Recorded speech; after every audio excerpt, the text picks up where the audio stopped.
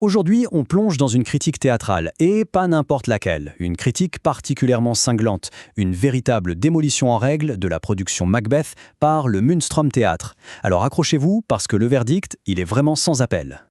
Voilà, d'entrée de jeu, le ton est donné, pas de pincettes. On ne parle pas de choix artistiques discutables, non. Selon la critique, il s'agit d'une destruction pure et simple de l'œuvre.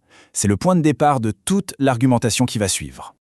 Alors, comment résumer cette expérience? Eh bien, l'auteur de la critique utilise une expression qui dit à peu près tout, un grand n'importe quoi.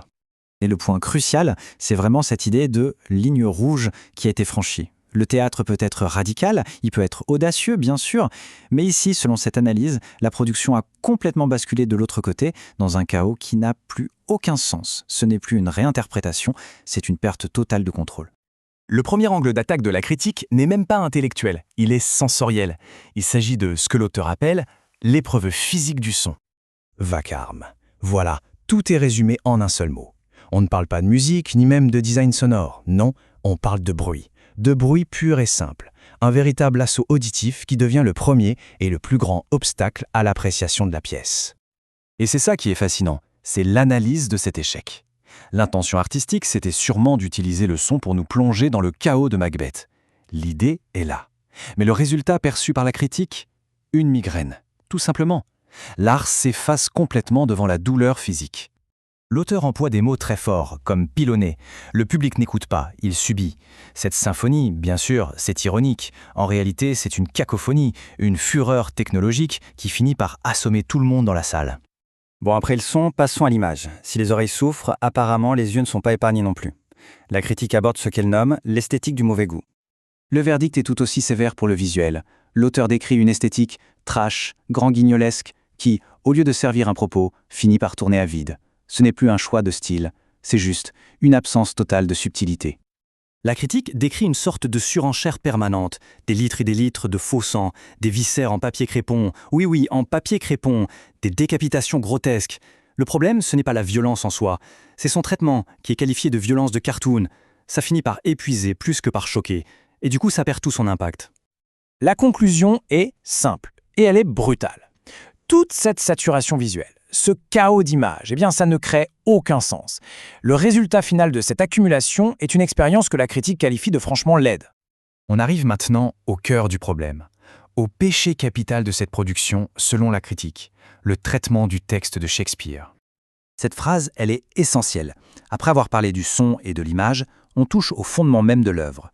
Pour l'auteur, on peut tout pardonner à une mise en scène, sauf ça, sauf de trahir le texte à ce point. C'est la faute impardonnable. Et la méthode de déconstruction est radicale. Le fil narratif? Brisé, impossible de suivre l'histoire. La logique entre les scènes? Absente. Et surtout, la langue de Shakespeare, sa poésie, se retrouve complètement étouffée, noyée sous tout le vacarme.